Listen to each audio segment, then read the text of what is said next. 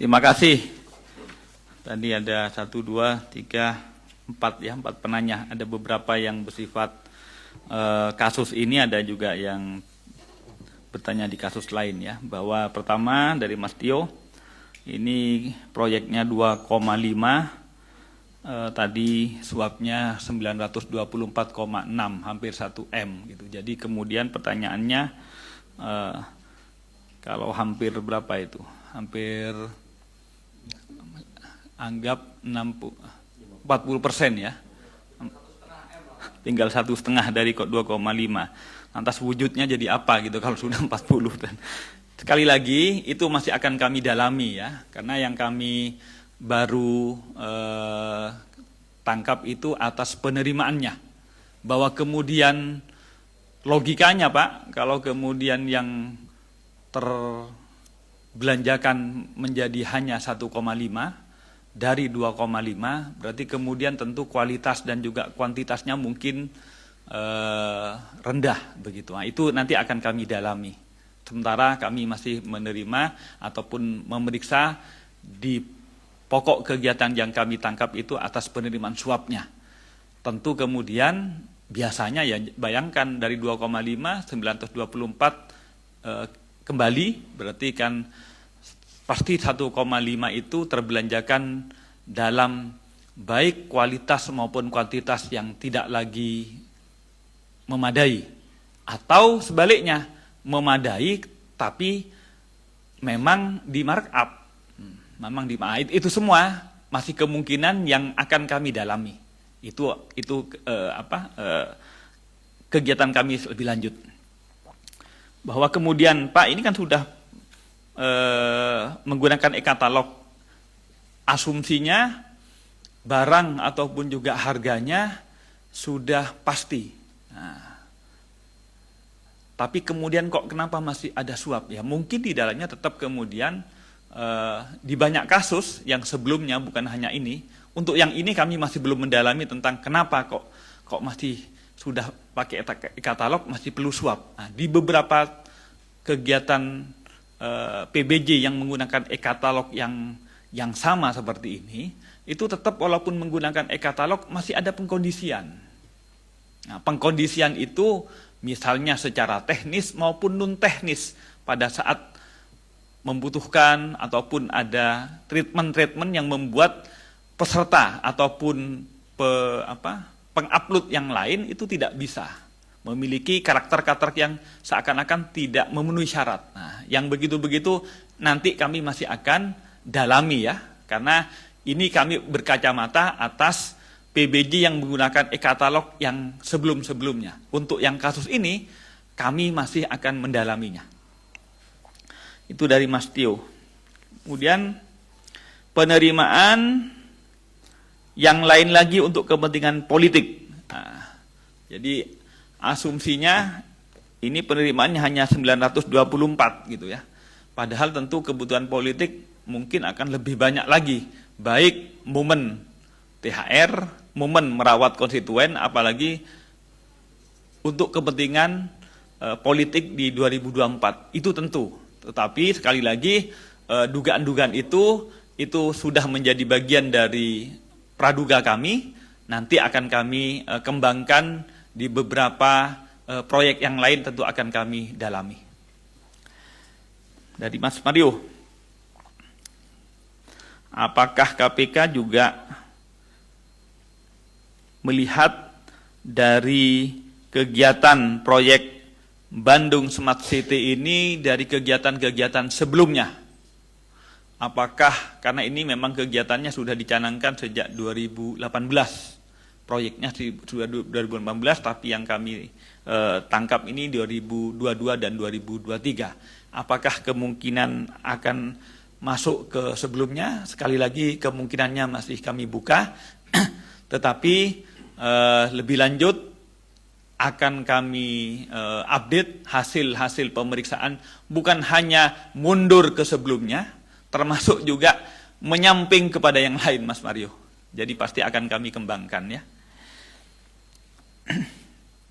Apakah tidak ada juga dari DPRD, termasuk juga proyek-proyek yang lain. Jadi sama sebagaimana saya sampaikan tadi. Jadi tentu ini kami menjadi pintu untuk kami telisik kegiatan-kegiatan baik yang sebelumnya maupun yang horizontal, kegiatan-kegiatan proyek yang lain yang sedang dilaksanakan pada tahun ini maupun tahun-tahun 2022. Ketiga, apakah pengembang kasus tersebut? Oh, tentang kasus lain tadi ya. Nanti yang SDM ini, yang kumparan dulu.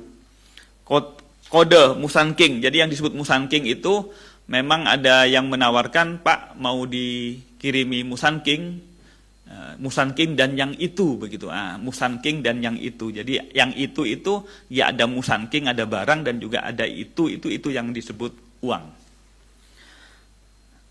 Apakah kemudian permintaan khusus? Jadi sungguhnya bukan permintaan khusus.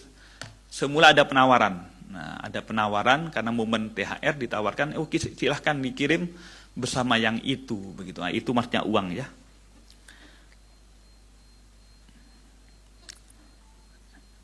Ada itu yang berkasus dengan ini. Kemudian masuk kepada yang SDM. Bagaimana progres kasus? Jadi semula sekali lagi kegiatan kami yang sudah kami lakukan di SDM itu adalah atas dugaan penggelembungan ataupun tukin palsu ya. Itu yang kami sudah lakukan. Apakah kemudian hasil dari penyidikan terhadap tukin palsu ini kemudian kami menemukan hak sebagaimana yang sudah dilakukan kemudian kami berhenti atau tidak? Tentu sekali lagi KPK secara prosedural hasil-hasil temuan itu tetap akan kami lanjutkan sampai menemukan titik terang. Jadi jangan khawatir, kami tidak akan menghentikan apa-apa, tapi akan kami melanjutkan dan nanti pada saatnya ketika sudah ada kejelasan nanti kami pasti akan update Mas Mario. Itu SDM, kemudian Bank Riau, bahwa kantor Bupati diagunkan kepada Bank Riau untuk pembangunan ya. Sekali lagi kami nanti akan mentelisik lebih lanjut, akan mengkaji apakah mungkin sebuah kantor yang merupakan aset dari negara itu diagunkan kepada bank untuk sebuah kredit. Karena namanya kredit perlu kolateral, perlu agunan itu untuk menjamin agar uangnya atau kreditnya dikembalikan. Karena kalau kemudian asetnya aset negara ataupun aset daerah, itu tidak mungkin kemudian seandainya prestasi ataupun seandainya macet kemudian akan disita dan akan dilelang. Itu tidak mungkin. Nah, oleh karena itu, tapi sekali lagi kami tidak akan gegabah untuk mengatakan ini salah atau tidak dulu. Kami akan kaji lebih dalam dulu apakah itu merupakan tidak pidana korupsi atau tidak. Karena ini kan sesungguhnya dalam lalu lintas privat ya, kredit. Nah, tetapi walaupun kredit, kalau yang diagunkan barang milik negara, BMN, itu apakah mungkin atau tidak, sekali lagi masih akan kami dalami lebih dulu. Saya kira itu. Selanjutnya tentang Saudara Dito yang dipanggil di Bareskrim maupun di KPK, nanti Mas Asep untuk bisa menjelaskan. Silakan Mas Asep.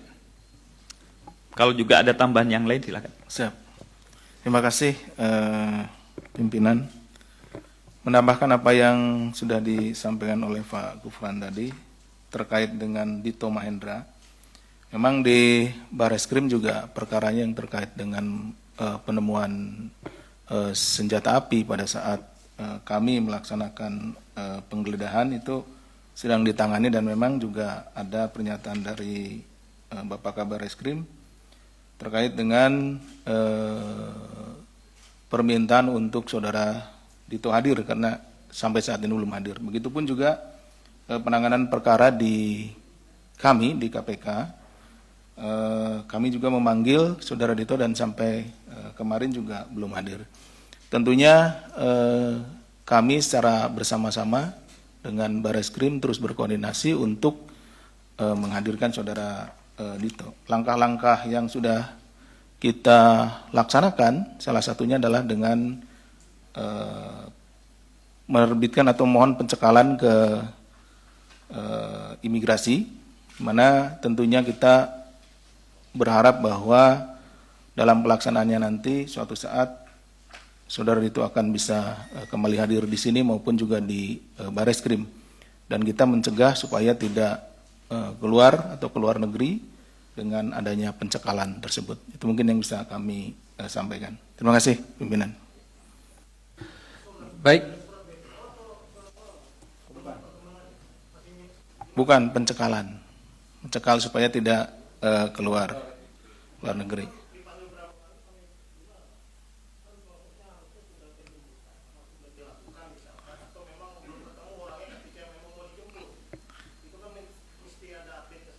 Iya, jadi sedang kita cari koordinasi dengan Bareskrim bersama-sama. Kita akan sedang mencari yang bersangkutan.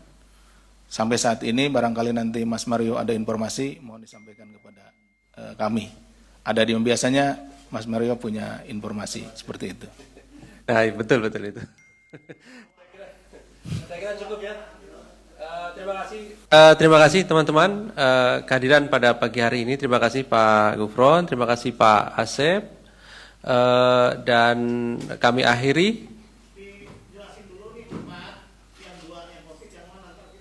Enggak, yang dua kan memang tidak kami tampilkan di sini, sehingga nanti ini keluar dulu, baru kemudian yang dua juga begitu. Sehingga yang dua kami berharap teman-teman tetap jaga jarak tentunya kan ya.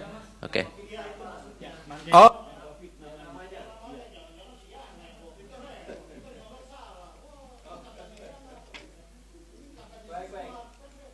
Ya, baik. Nanti disampaikan ya, nanti disampaikan. Oke ya, baik.